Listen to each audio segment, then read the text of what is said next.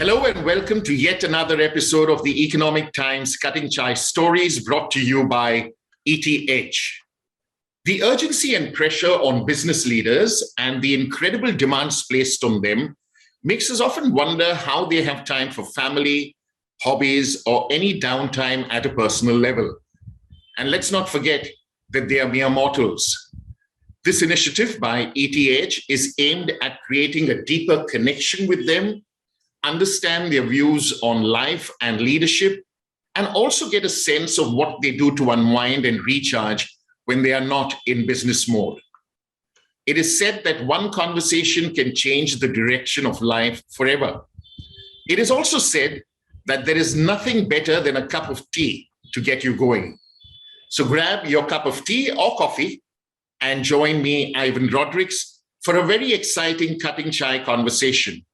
Today, it's my pleasure to host Mohammed Ullah, Managing Director, Head of Global Technology Enterprise Infrastructure Services for India and APAC, and Head of Bengaluru Technology Center at JP Morgan Chase. MK, welcome to the ET Cutting Chai Stories. Well, thank you very much, Ivan. It's a pleasure to be here. Our pleasure to host you, MK. Okay, let's kick off this conversation by starting at the very beginning. If you were to go back to the early years of your childhood, school, or later college, could you let us know about any positive influences or incidents that contributed towards shaping your foundation in those formative years? Well, thank you very much for asking, starting with my childhood. I was very fortunate to be part of a modest and very warm family. And my dad was an engineer, and my mom was a homemaker. And I had three siblings: an elder sister, a younger sister, and a younger brother. Okay, a very close family. And very early in our childhood, one of the things that our parents made it very clear in terms of helping us understand the importance of what they can do in terms of building our capability, bringing us awareness, is through education. So the one thing they said, one thing that they can do is about supporting us to the education side of it, making you capable that you're on own for the rest of your life, right? And the focus was so much that my father gave away two of his promotions because he didn't want to take transfers, and because he didn't want our education to be disturbed. And to the point, but that doesn't mean that there was any stress. There was no stress about it. It's about the importance of that. While my parents had that focus, I was on the other side, had different plans. I was basically in my early school, wanted to play most of the time and wanted to be a cricketer. So every opportunity I get, I would skip school and come back and play. But my mom was relentless, right? Every time I came back, every time she put me back to the rickshaws at the days and put me back into the school. And probably I realized later on that it was the environment that I didn't like. That's why I didn't want to go. So that improved going into my middle school. And the thing that changed, if you ask me specifically, where did this whole thing change? The consciousness came in probably in 7th grade. And you know, in India, in 7th grade becomes a board exam, and all of a sudden it's very important. And me, as usual, was playing cricket, coming and sleeping at 7. I get up at 4 in the morning, waiting for the sunlight to come so that I can go and play again.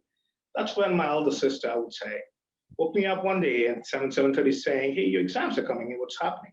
And that day was a realization day for me that when you listen, you can understand. When you understand, it's not that difficult. So that changed things for me, and I never looked back after that. Was never second in the class going in my high school, college, or engineering.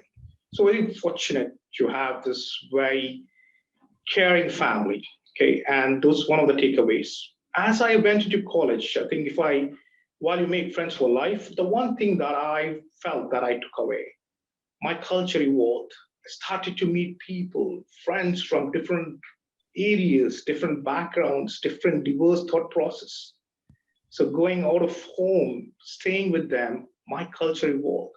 And that probably made me the person, showed me the importance of having the right environment early in childhood, importance of listening that will help you understand And through the college days, it's about the diversity of thought. It's about evolving my culture. I would say those are the three takeaways through my early school to college days. Wonderful, MK. Thank you for taking us down memory lane when it came to your young days. Wonderful. We've all been impacted by COVID. So I have a question for you, pre-COVID to COVID and hopefully now post-COVID. How has your approach towards life, family, and the community changed? And as a follow-up, has your leadership style changed in any way, pre-COVID to now? Good question. Well, absolutely. I'll tell you this, the pandemic has impacted every one of us in one way or the other. Being you've seen the impact with immediate family, you're seeing the impact with extended families, relatives, are your colleagues, or be it your friends. Every one of us, I think, in one way or the other impacted.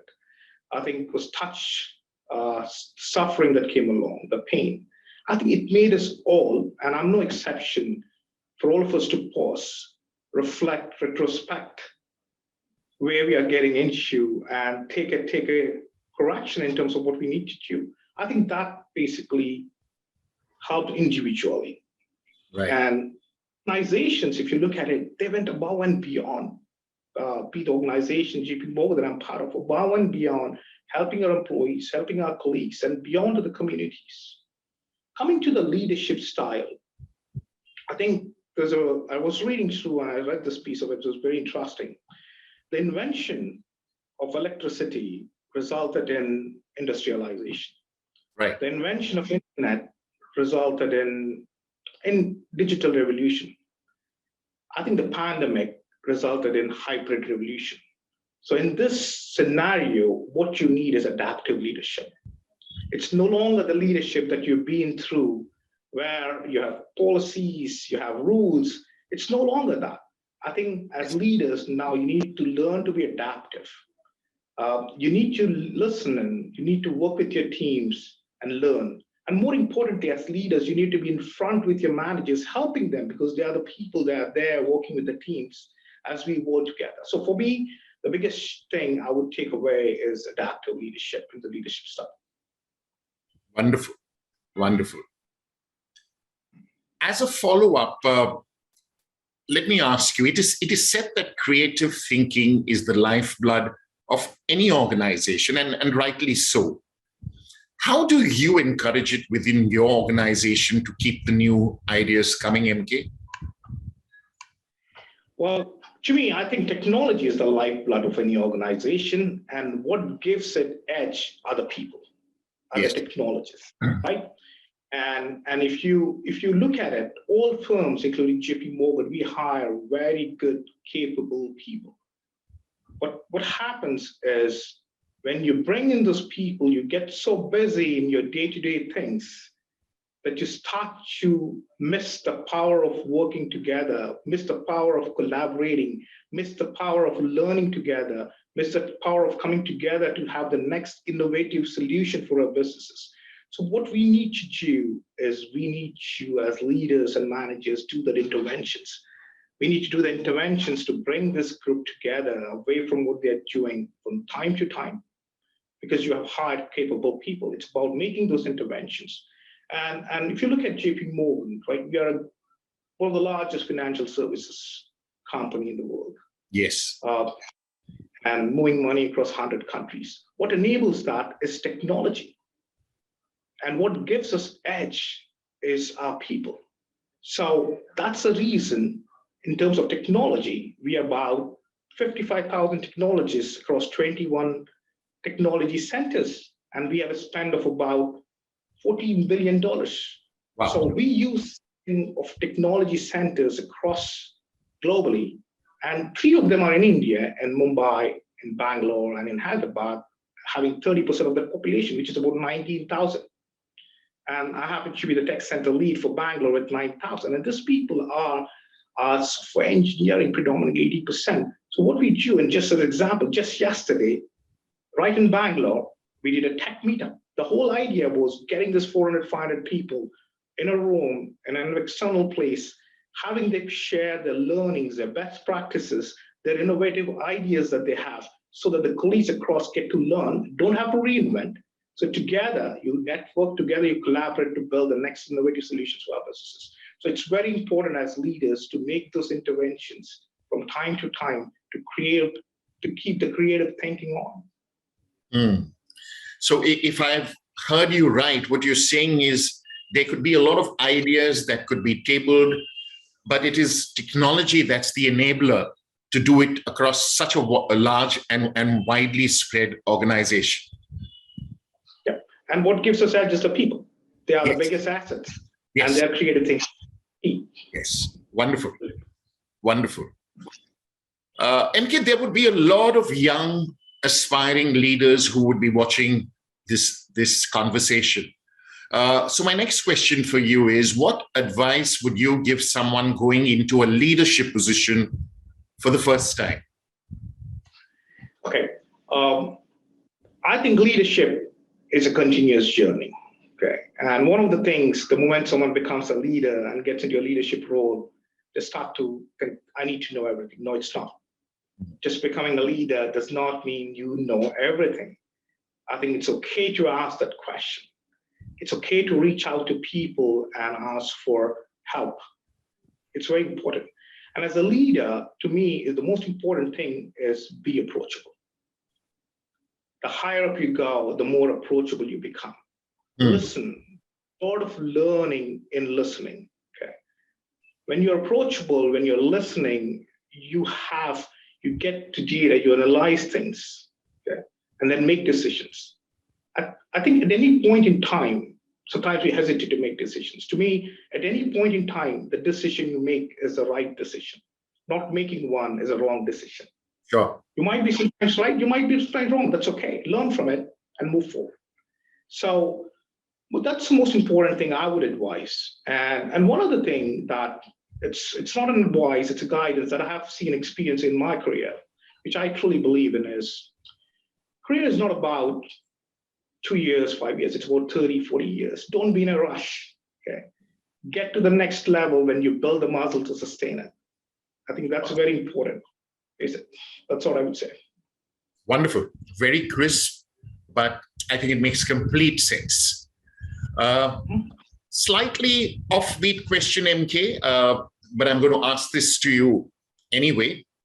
Do you see any place for spirituality or philosophy when it comes to leadership?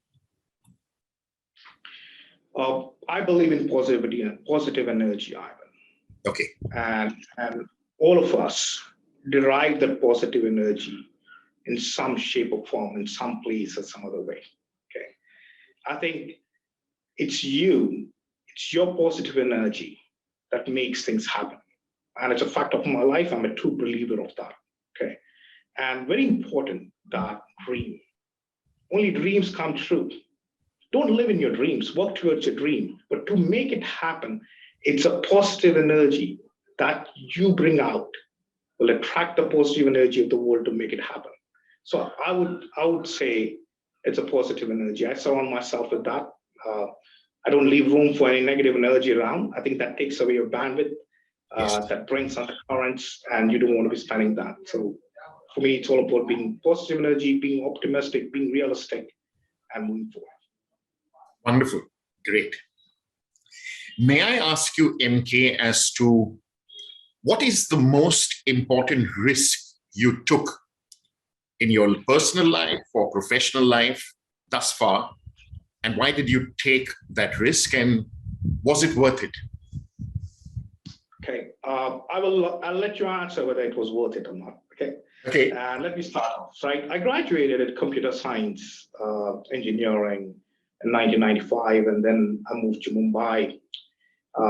Started as an application developer, and then within a year, got an opportunity, and I was relocated to North America. So the first 10 years of my life, I was building and designing applications for businesses. Like towards the end of the 10th year, working for one of the largest telecom provider as part of a very flagship program to able to help improve our customer experience when you go into a store And when you activate a SIM, we wanted to integrate the entire technology piece of it and give it to the customer in a pretty faster way. Well, I felt I had everything in it, but made a mistake. I never understood while you're on this application side of the house where you're building this application, there's also something called a system side of the house, which is infrastructure. You need to have certain things. I never thought about that. And the technology had just come in, and we were the first ones to use it. So when you look out, there was no one to help. But you always find one or two people who are there to help. Someone helped us out, and we were able to do it, got promoted. But I think that's when I realized, after 10 years in my career, I took a complete change in gear, moved from this side of the house to move to this side of the house, the system side. That's when I came into JP Morgan. Okay. In Chicago. That's about 17 and a half years back.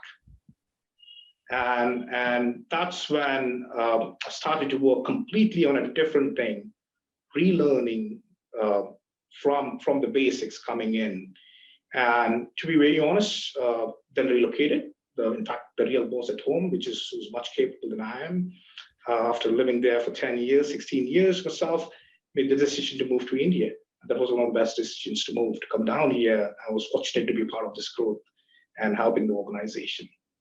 I think if you look at JP Morgan, I mentioned about it. What we do, why am I here this long, is the purpose that we touch people, right? People's life, we touch the world, we make an impact on the world and the communities, okay? That's the purpose that kept me alive, kept me here. The second thing is continuous learning. In the 17 and a half years, I continue to learn and take my career forward. Third thing, while I was learning my career path, I started as an associate. It helped me in the last 17 and a half years to become a managing director. So I took a big risk, but all of this could have happened only when you have a technology organization that I touched about. Yes. The size and scale, spending $14 billion, allowed me to take my career across different locations, allowed me to learn across different platforms and technology, allowed me to take my career graph up and grow in this organization. Okay, I think taking that risk was worth it. Don't you think, Ivan? Wow. So I'll sum it up, because you said you tell me whether it's worth it. It wasn't just worth it, MK. It was worth its weight in gold. Wonderful. Well done. Thank you. MK, a lot of people in organizations, and I'm sure you would have heard this yourself, talk about the luck factor. Some say he's lucky, that's why he's there. I'm unlucky, so I'm stuck here. May I ask you as to how much of a role has luck played a factor? Has luck been a factor in your life? Or has it just been about your skills, your qualifications, your experience and hard work? So Ivan, I work hard, and I truly believe that hard work gets rewarded. But when you put your heart into your hard work, it becomes smart. Because your thoughts, your mind, and your actions are aligned. Yes. And that's what takes place. So in my view, one has to work hard to help you get rewarded.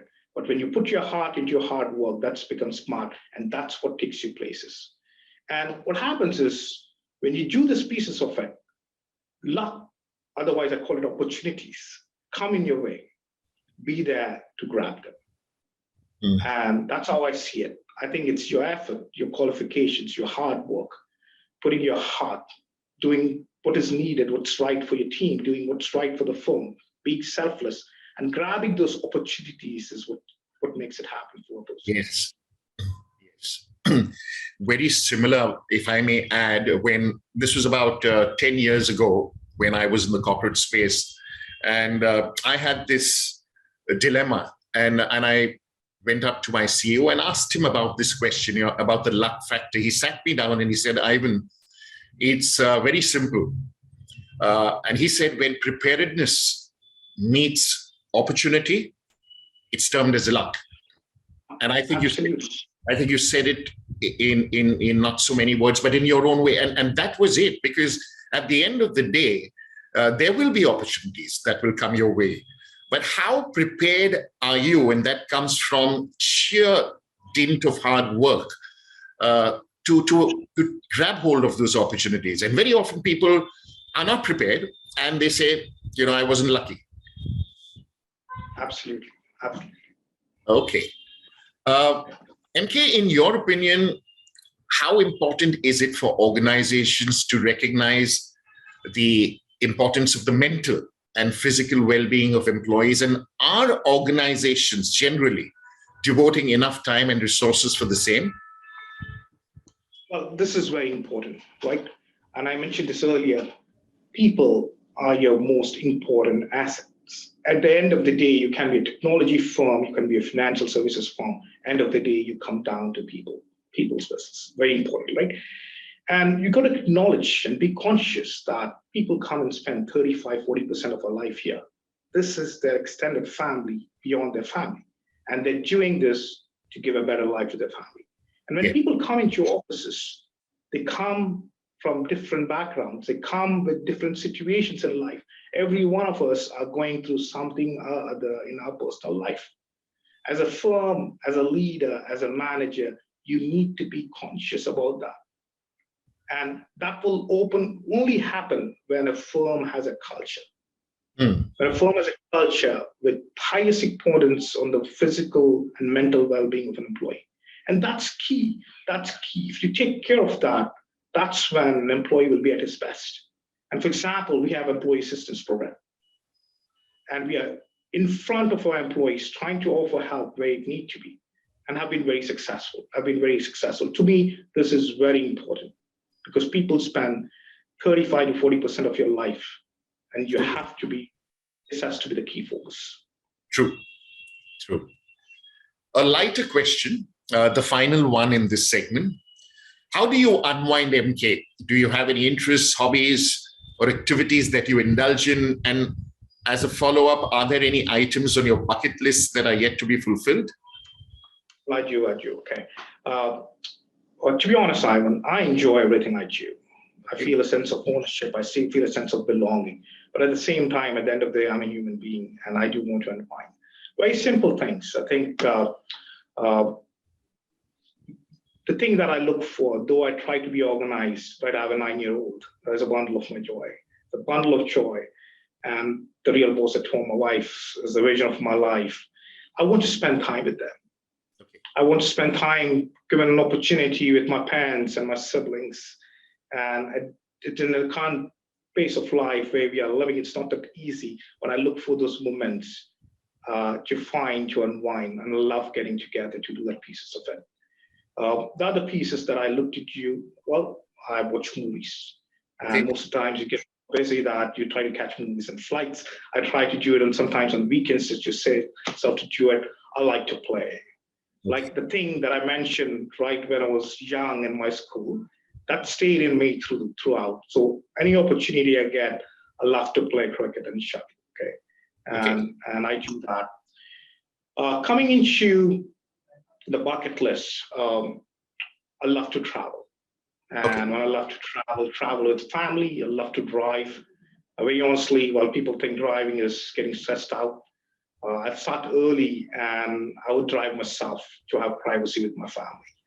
And then the piece that I'm looking forward to is going around with family. One thing, I have very close childhood friends I've made during the course of my life, doing a road trip with them. That's one thing on my bucket list. And we've been talking about, but 3 of us are in different parts of the world. Okay. But we plan to do that. That's on the list, Chip. Wonderful. I hope that happens sooner rather than later, MK. Oh, thank you very much. Yes. Okay. We're looking forward to it. So the pandemic has helped us. We are not going to delay things. Okay. Yeah. And we have to make it happen coming into next year. Great. Wonderful. I'm really enjoying this conversation with you, MK. And what I'd like to do is change gears a little bit and move on to another segment, which is called the one-word, one-line answer. I'm going to ask you a set of questions and ask you to answer in one word. If it's one line, I'll specify that. I'll also throw a set of options at you, and I'll ask you to choose one. So there are no wrong answers here, MK, because these are your answers. So all the answers are going to be right answers. So I want you to have fun in this segment, okay? And there's no need to justify anything. Just answer them. The idea is to get to know you better, get to know MK beyond the job title and designation. So are you ready? Yes. Okay. Kindly choose one of the two options, chai and biscuit or coffee and muffin.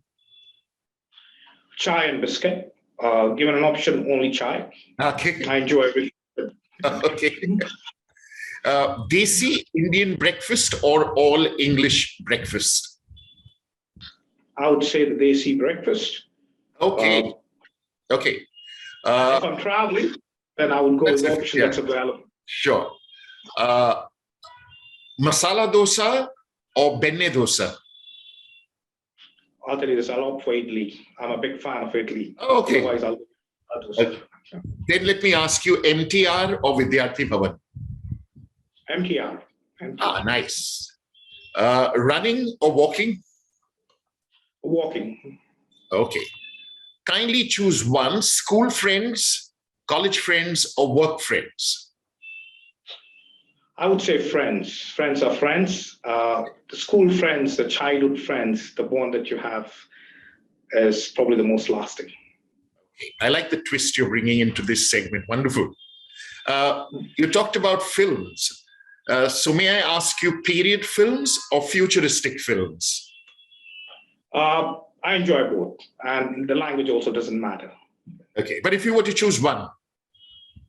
Futuristic. Ah, nice.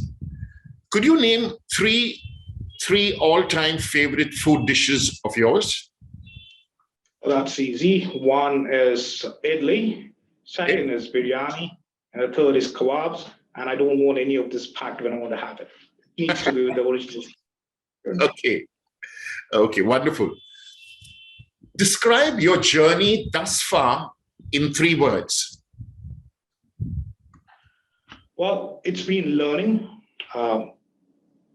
fortunate, and it's time to pay it forward, which I'm trying to do in bits and pieces that I could. Nice, nice, wonderful. Could you name 3 qualities in a person that make a good friend? I would say caring. It's about the other person more than yourself. Okay? And I think the friend is all about that. It's caring for others. It doesn't matter who you are. Right. And being there for you when the time's needed the most. Okay. Which business leader do you look up to or admire the most? Well, I have a couple of them. The leaders that inspire me are the ones who make an impact into this broader world. And starting with one Jamie Dimon from JP Morgan, what he has done, helping the people, the world, and communities at large, the impact we make. I would say Steve Jobs has changed the way technology works. My dad could use a touch and do things. And I would say another leader that I really do is Jeff Bezos. It changed the way, made an impact. Okay. So for me, leaders that make an impact into the broader world and make it better. Wonderful. If you were to be stuck in a room for 24 hours, whom would you choose to be stuck with? I'll give you 4 options. Kindly choose one. Kindly choose one. Amitabh Bachchan, Warren Buffett, Sachin Tendulkar, or Narendra Modi? Well, this is a tough one. Okay. And given an opportunity, I would want to be there with them. I've met one of them. Okay. Well, I would meet Narendra Modi in terms of what's happening in India with a billion people. We have revolutionized things. Yeah. And the things that are happening around forward would be an opportunity to talk to him and be a part of that. Okay, wonderful. Kindly complete the sentence. Behind every great man, there is dash, dash, dash. An amazing partner. Wonderful. I have a dream that ... To be a good human being. Wonderful, wonderful. Which place would that be? Well, I love nature. Yeah. And anything that's green and water in front is a place that I could afford. It would be the place that I would go and live. I don't want to call names of Switzerland. There are a lot of beautiful places in and around Bangalore that I love. Okay. Anything to do with nature and with water appeals me. Wonderful, wonderful. Well, I really enjoyed this conversation, MK. As we end, or we are nearing the end, I'm reminded of a couple of quotes post my interaction, 25-minute interaction with you. And one of them is by John Quincy Adams. And he states that if your actions inspire others to dream more, learn more, do more, and become more, you are a leader. And you come across to me as that kind of a leader through whatever you shared in the last 25 minutes. And the second quote is an anonymous quote. It's not attributed to anyone. And since we are in the midst of the FIFA World Cup, the quote is as follows: "My responsibility is getting all my players playing for the name on the front of the jersey and not the one on the back." And I think that espouses your leadership style, where it's all about the team, which is on the front of the jersey and not your individual number at the back. Ladies and gentlemen, that was Mohammed Khalil Ullah, Managing Director, Head of Global Technology Enterprise Infrastructure Services for India and APAC, Head of Bengaluru Technology Center at JP Morgan Chase. MK, I had a wonderful time chatting with you. Hope you did too. We wish you and your family and your organization the very best going forward. Ivan, thank you very much and for summarizing it towards and to say it right, the success always goes to the team. And when you own the problems, the team will lift you up, and that lift is with respect, and that stays forever. That's what I cherish. So you're leading this conversation, and you brought the best out of me. So the credit goes to you. Thank you very much. Thank you. That's very kind of you. We wish you all the best on behalf of the Economic Times once again. Thank you. Thank you.